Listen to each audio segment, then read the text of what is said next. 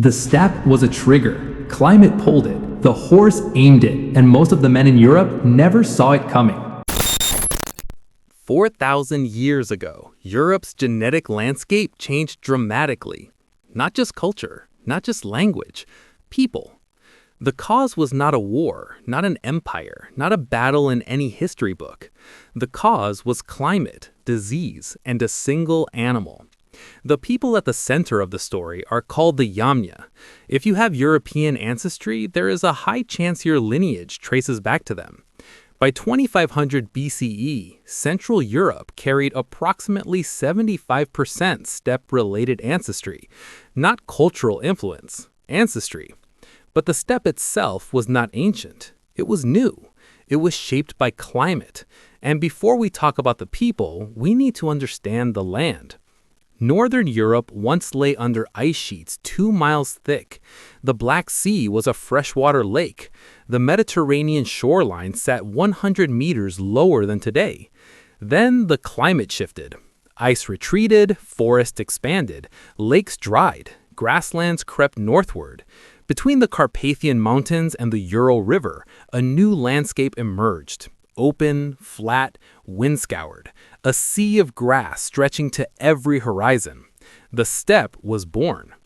Around 6200 BCE, glacial lakes in North America released massive fresh water into the North Atlantic.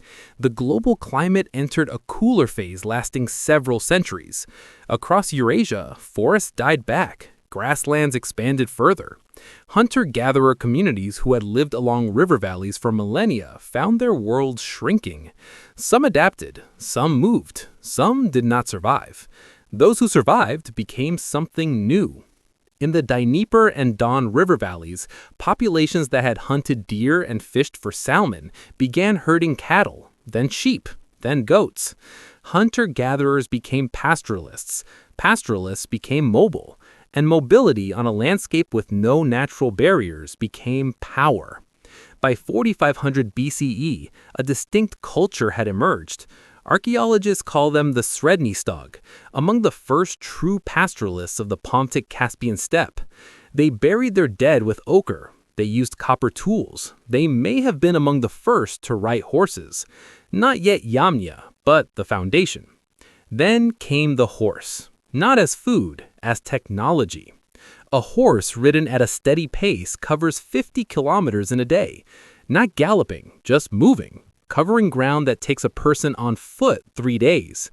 Between 4000 and 3500 BCE, steppe pastoralists developed the wheel, the wagon, and evidence points to horse riding. With these came social change. Hierarchies emerged, wealth accumulated.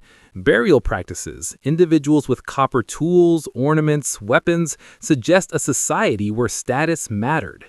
Not desperate refugees, people who had mastered their environment and were ready to move. But the steppe did not expand into a continent at full strength. It expanded into a continent already weakened. In 2018, Nicolas Rascovan and colleagues in Cell identified Yersinia pestis, plague, in ancient European remains dating before the steppe expansion. Further studies confirmed plague was circulating in late Neolithic farming communities as early as 3000 BCE. These were not the same strains that caused the Black Death. They lacked flea-borne transmission, but they could still kill. And in dense, settled farming communities with limited genetic diversity, the effects may have been devastating. Communities that had farmed the same valleys for 2,000 years, communities that had built megalithic tombs, cultivated wheat, raised cattle. Then sickness arise, fields go untended, villages empty. Into that vacuum walked people from the east, people whose mobile, dispersed lifestyle made them less vulnerable to epidemic disease. The pattern is familiar. It repeated in the Americas 3,000 years later, mobile populations encountering settled communities weakened by pathogens they had no resistance to. The steppe expansion was not just horses and wagons, it was timing, and timing was shaped by biology as much as technology. Climate gave them grasslands, the horse gave them speed, the wagon gave them range. Disease may have cleared the path. In 2015, David Reich and colleagues at Harvard sequenced 94 ancient European genomes. The findings were unambiguous. Bronze Age Europe did not descend primarily from the Neolithic farming communities who had built Stonehenge's early phases. It showed significant ancestry from the steppe.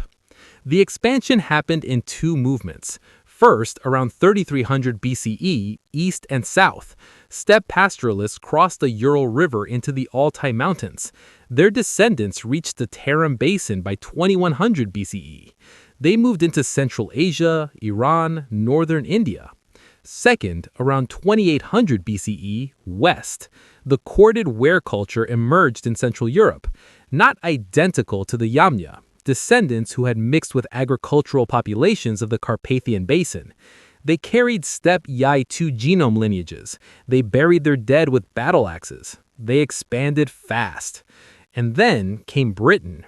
In 2018, Inigo Olalde and colleagues analyzed 226 ancient Europeans, including 138 Beaker-associated individuals.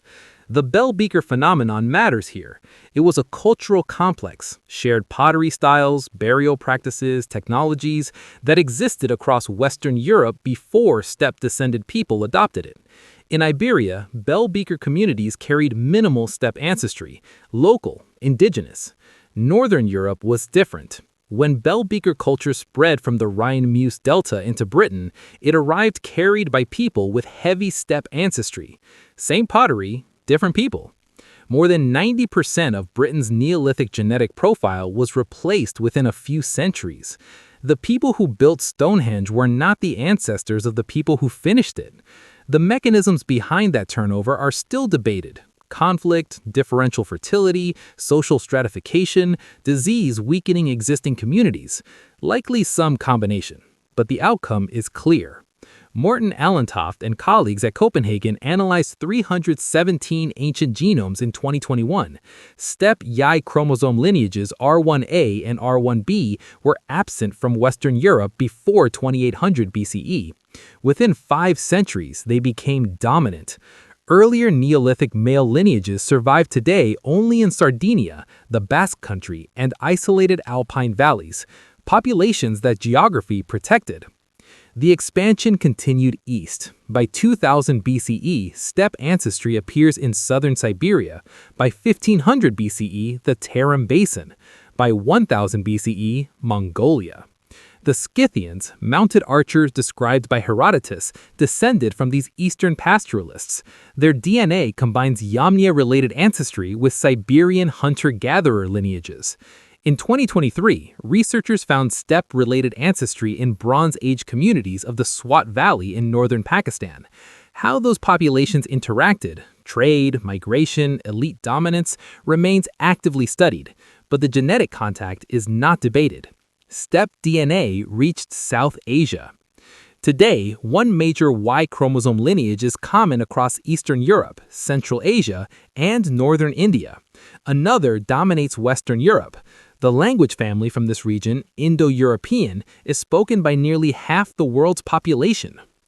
There are limits to the evidence. No one knows exactly what language the Yamna spoke. No written records survive from the steppe. The plague hypothesis is compelling but unproven as a primary driver. Those early strains may have caused localized outbreaks rather than widespread collapse. The exact balance of conflict, disease, fertility, and social change behind the demographic turnover remains debated. What is not debated is the trigger.